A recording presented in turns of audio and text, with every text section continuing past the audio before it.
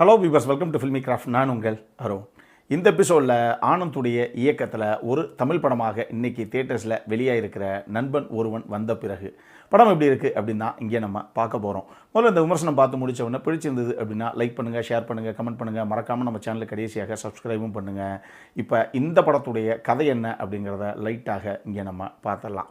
படத்தில் நம்ம கதாநாயகன் ஆரம்பத்தில் சின்ன பையனாக இருக்காப்புல, அவருடைய குடும்பத்தோட ஒரு காலனிக்கு அவருடைய குடும்பம் குடிபோகுது. அங்கே வழக்கம் போல் சுற்றி இருக்க பசங்களோட ஏற்படுற ஒரு நட்பு, அங்கேயே ஸ்ட்ரீட் கிரிக்கெட் ஆடுறது அப்படி இப்படின்னு சொல்லி இவருடைய வாழ்க்கை, இவருடைய ஸ்கூலிங் எல்லாம் ஜாலியாகத்தான் போகுது.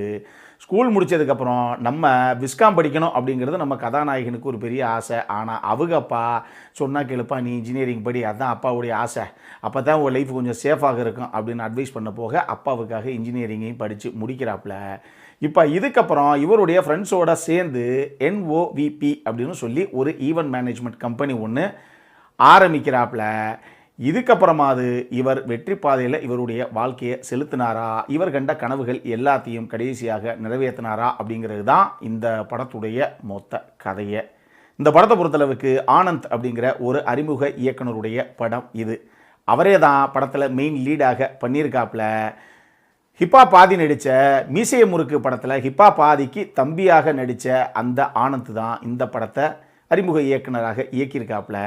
அவர் இந்த படத்தை பொறுத்தளவுக்கு முதல்ல ஒரு விஷயம் தெளிவாக டிசைட் பண்ணியிருப்பார் போல். அதாவது 90s கிட்ஸுக்கு நாஸ்டாலஜிக் ஃபீலை மட்டும் கொடுக்காம ஒரு நல்ல இன்ஸ்பிரேஷன் இல்லை ஒரு மோட்டிவேஷனல் மூவியாக ஒரு படத்தை நம்ம எடுக்கணும் அப்படின்னு டிசைட் பண்ணிட்டார் போல் தெரியுது. எனக்கு என்னவோ அதனுடைய வெளிப்பாடாகத்தான் இந்த படம் ஆரம்பித்த கொஞ்ச நேரத்திலேயே நம்ம 90s கிட்ஸுடைய லைஃப்பை ரீவைண்ட் பண்ணி காட்டுற மாதிரி ஸ்ட்ரீட் கிரிக்கெட் விளையாடக்கூடிய அந்த தருணங்களாகட்டும், IPL ஆரம்பித்த புதுசில் சிஎஸ்கேக்கு அதனால் அப்பயா இப்போ வரைக்கும் எனக்கு தான் செய்யுது. இருந்தாலும் ஆரம்பத்தில் சிஎஸ்கேக்கும் MI ஃபேன்ஸுக்கும் நடுவில் எவ்வளோ பெரிய பஞ்சாயத்து போகும் அப்படிங்கிறது நம்ம கடந்தானே வந்தோம்.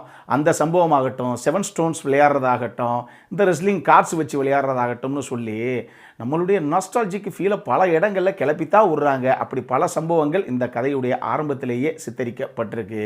அது டெஃபினட்டாக நம்மளுடைய கோல்டன் டேஸை நம்மளுடைய கண்ணு முன்னாடி கொண்டு வரத்தான் செய்யுது. இன்னொரு பக்கம் இந்த படத்தில் ஹீரோவாக பண்ண ஆனந்துக்கு இது முதல் படம், அதாவது மெயின் லீடாக. இப்போ ஹீரோவாக பண்ணிவிட்டு அதே நேரத்திலேயே நான் டைரக்டும் அந்த படத்தை பண்ண போகிறேன் அப்படிங்கிறது ரெட்டை குதிரை சவாரி மாதிரி பயங்கர ரிஸ்கியான ஒரு டாஸ்க். அது துணிஞ்சு அப்படி ஒரு ரிஸ்க்கை தான் அவர் எடுத்திருக்காப்புல. அதுலேயும் ஆக்டராக நீங்கள் பார்த்தீங்க அப்படின்னா ஃப்ரெண்ட்ஸோட ஆட்டம் பாட்டம் கூத்து கும்மாளம்னு ஒரே ஜாலியாக என்ஜாய் பண்ணக்கூடிய அந்த மூமெண்ட்ஸ் ஆகட்டும், செகண்ட் ஹாஃப்லலாம் ரொம்ப எமோஷனல் பர்ஸ்ட் அவுட் ஆகி ஆகக்கூடிய அந்த மாதிரி ஒரு சில காட்சிகளை அவர் ஹேண்டில் பண்ண விதமாகட்டும்னு சொல்லி சூப்பராக பண்ணியிருக்காப்புல. அதுவும் எனக்கு அந்த எமோஷனல் சீக்வன்ஸ் எல்லாத்தையும் அவர் ஹேண்டில் பண்ண விதம் ரொம்பவே பிடிச்சிருந்தது. ஒரு நல்ல மெச்சூர்ட் ஆக்டர் மாதிரி பண்ணியிருந்தார் அந்த காட்சிகளை அவர் ஹேண்டில் பண்ண விதத்தில்.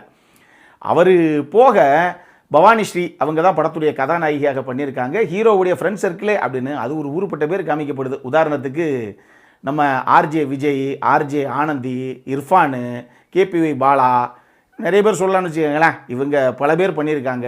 குமாரவேல் ஒரு பக்கம் பண்ணியிருக்காப்புல. நம்ம மதன் கௌரி லைட்டாக அங்கே ஒரே ஒரு சீனுக்கு எட்டி பார்த்துட்டு போயிருக்காப்புலன்னு ஊருப்பட்ட பேர் இந்த படத்தில் பண்ணியிருக்காங்க.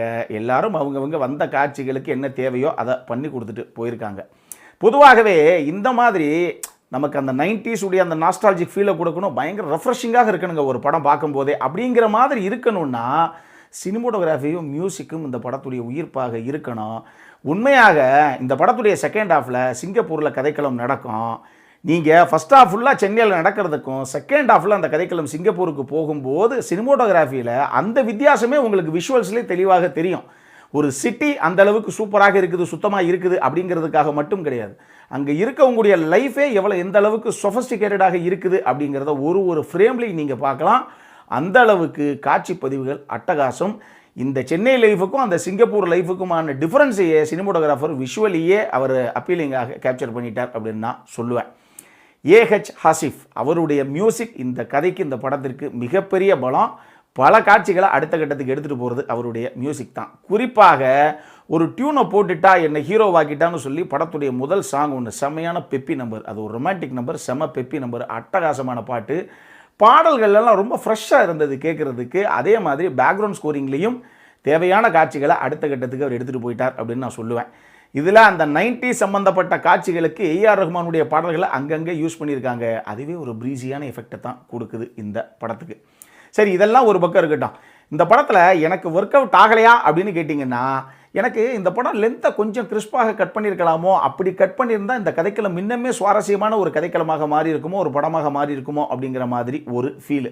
இன்னொரு பக்கம் ஹீரோ விஸ்காம் படிக்கணும் அப்படின்னு ஆசைப்படுறாரு. ஆனால் அப்பா அம்மா என்ன சொன்னாரோ, அப்பா அம்மாக்காக கடைசியாக இன்ஜினியரிங் படித்து முடித்தார் அப்படிங்கிறதெல்லாம் ஒரு பக்கம் இருக்கட்டும். ஆனால் விஸ்காம் படிக்கிறது தான் தன்னுடைய கனவு அப்படின்னு சொன்னார் இல்லையா? ஆனால் இவர் இன்ஜினியரிங் படித்து முடிச்சு கூட இந்த விஸ்காம் சம்பந்தமாகவோ இல்லை வேறு ஏதாவது ஒரு விஷயத்துலையோ பெருசாக அவருடைய பேஷன் என்ன அப்படின்னு அதை நோக்கி போனதாக எந்த ஒரு காட்சி அமைப்பும் பெருசாக கிடையாது.